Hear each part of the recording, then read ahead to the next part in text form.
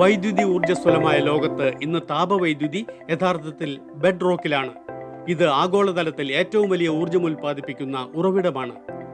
2016 ലോകത്ത് സ്ഥാപിച്ച ശേഷിയുടെ 61% വിഹിതത്തോടൊപ്പം 3954 ഗീഗാവാട്ട് താപവൈദ്യുതിയുടെ കൂടിക്കൂടി വരുന്ന സ്ഥാപിത ശേഷിയോടെ 2.1% CAGR-ൽ 2030 5318 ഗീഗാവാട്ടായി ഉയരുമെന്ന് പ്രതീക്ഷിക്കുന്നു.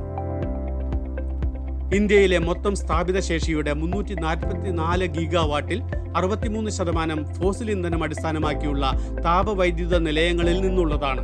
ഇത് വൈദ്യുതോൽപാദനത്തിന് ലോകത്ത് 5ാം സ്ഥാനത്തും താപവൈദ്യുതി ഉൽപാദനത്തിൽ ലോകത്ത് 3ാമതുമാണ്. താപ ഊർജ മേഖലയും ഏറ്റവും ഊർജം ആവശ്യമുള്ള വ്യവസായങ്ങളിൽ ഒന്നാണ്. അതിനാൽ ഭാരത സർക്കാരിന്റെ ഊർജ സംരക്ഷണ സംരംഭങ്ങൾക്കായി തെരഞ്ഞെടുത്ത ഒരു പ്രധാന മേഖലയായിരുന്നു അത്. വൈദ്യുത മന്ത്രാലയവും ഊർജക്ഷമതാ ബ്യൂറോയും നടപ്പിലാക്കുന്ന National Mission for Enhanced Energy എഫിഷ്യൻസിക്ക് കീഴിൽ ഊർജം മെച്ചപ്പെടുത്തുന്നതിനുള്ള ഒരു പ്രധാന സംരംഭമാണ് പ്രകടനം, നേട്ടം, പിന്നെ വ്യാപാര ഡിസൈൻ. തുടക്കത്തിൽ 8 വ്യവസായ മേഖലകൾ തിരിച്ചറിഞ്ഞിരുന്നു. അത് ഇപ്പോൾ 13ആയി ഉയർത്തി. പദ്ധതിക്ക് കീഴിലുള്ള നിയുക്ത ഉപഭോക്തൃ വിഹിതം പുനർനിർമ്മാണത്തിലൂടെയും ആധുനികവൽക്കരണത്തിലൂടെയും ഊർജ കാര്യക്ഷമത മെച്ചപ്പെടുത്തുന്നതിന് പ്രോത്സാഹനം നൽകുന്നു. മികച്ച ഊർജ ലക്ഷ്യം കൈവരിച്ചാൽ അവരെ വ്യാപാരം ചെയ്യാൻ പറ്റുന്ന ഊർജ സംരക്ഷണ സർട്ടിഫിക്കറ്റ് അഥവാ എസേർട്സ് കൊണ്ട് ആദരിക്കുന്നു. മികച്ച ലക്ഷ്യം കൈവരിക്കാതിരുന്നാൽ പിഴ അടയ്ക്കുന്നതിന് പകരം അവർക്ക് അനുസരണം ലഭിക്കും.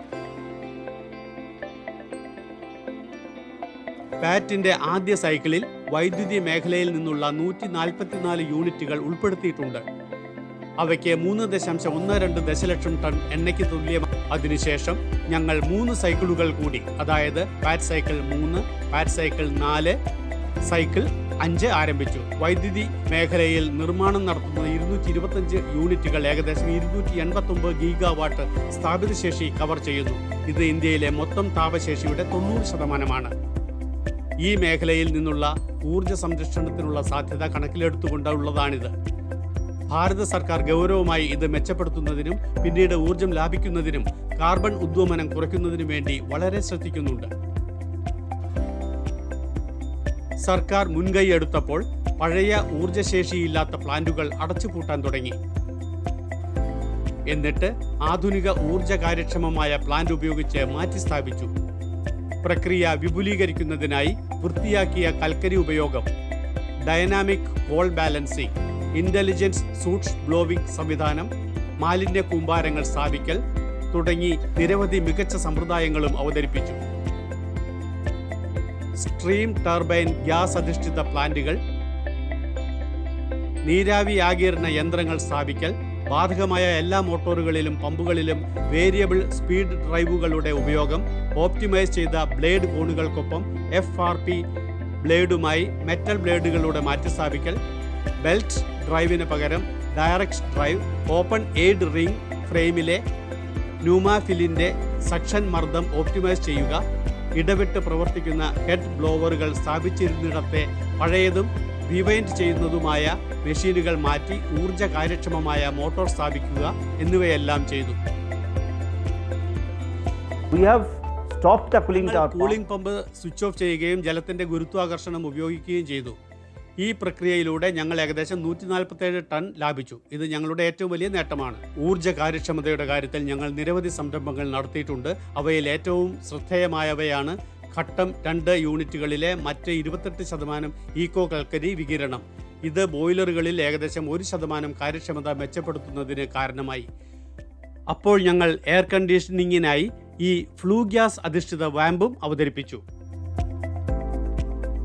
പിന്നെ ഞങ്ങൾ 1 മെഗാവാട്ട് യൂണിറ്റിൽ റീഡ് മെറ്റൽ ഉപയോഗിക്കുന്നതിനുള്ള നവീകരണം ആരംഭിച്ചു.